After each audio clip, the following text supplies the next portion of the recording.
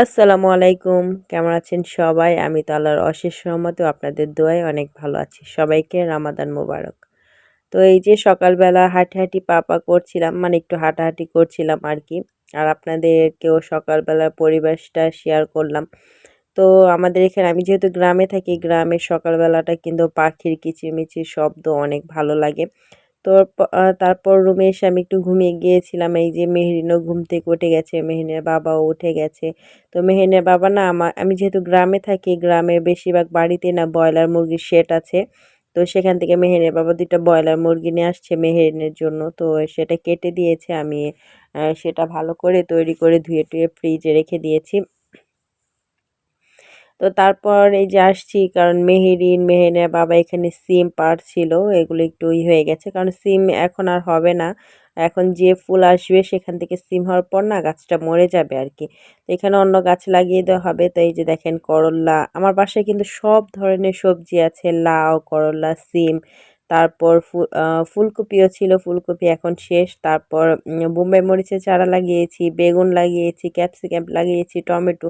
মাশাআল্লাহ দিলে অনেক ধরনের সবজি আছে। সেটা আপনারা আমার ব্লগে দেখতে আপনারাও দেখতে পারবেন। হয়তোবা কোনো একদিন আপনারা যদি চান তাহলে আমি আমার মানে কি গাছ লাগিয়েছি সেটা আমি আপনাদের সাথে শেয়ার করব। তো এই যে এখানে মেহিন পড়ে গেছে। আমার মেয়েটা না ঠুসঠাস করে শুধু পড়ে যায়। তো সেখানে মেহিনের সাথে একটু কথা বলার পর আমি এসে ইফতারির জন্য একটু বিরিয়ানি রান্না করে নিয়েছিলাম।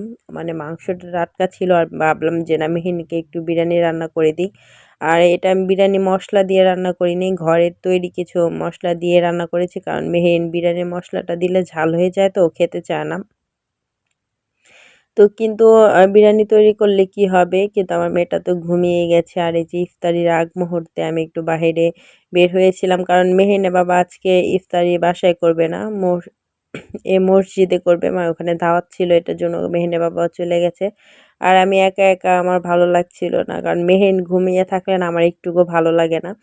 তো এই যে দেখেন, এই যে আমি আপনাদের লাউ গাছটাও দেখি যে আমার গাছে কিন্তু অনেক লাউ হয়েছে। তো একটু হাঁটাহাঁটি করলাম, করে তারপর রুমে চলে যাব। এখন কিন্তু আজানের প্রায় সময় আছে, ২০-২৫ মিনিট ছিল তখন। তারপরে এই যে আমি ইফতারি নিয়ে বসে পড়েছি।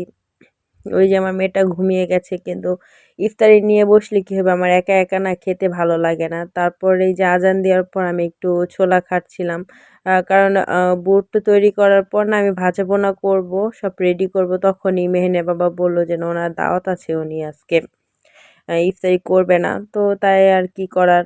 তো ভাবলাম একটু বুট খেয়ে তারপর একটু বিরিয়ানি নিলাম, কিন্তু আমার একটুকু খেতে ভালো লাগছিল, মানে একা একা খেতে ভালো লাগে না। তার মধ্যে মেহেরিনও ঘুমিয়েছিল, তো কোনো রকম একটু একটু খেলাম। তারপর এই যে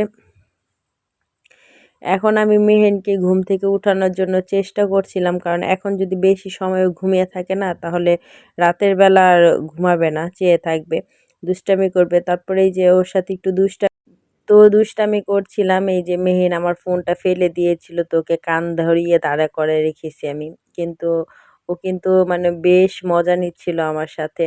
মানে ও ভাবছিল এটা একটা খেলা। ও মার-টার এগুলো কিছু বোঝে না, বকা এগুলো বোঝে না। ও মনে করে কি সবই খেলা। তো আজকের ভিডিওটি অনেক বড় হয়ে গেছে। যদি আপনাদের আমার ভিডিওটি ভালো লেগে থাকে অবশ্যই আমার চ্যানেলটি ফলো দিয়ে যাবেন এবং আমার পাশে থাকবেন, লাইক করবেন, কমেন্টস করবেন এবং শেয়ার করবেন। ধন্যবাদ সবাইকে। আল্লাহ হাফেজ।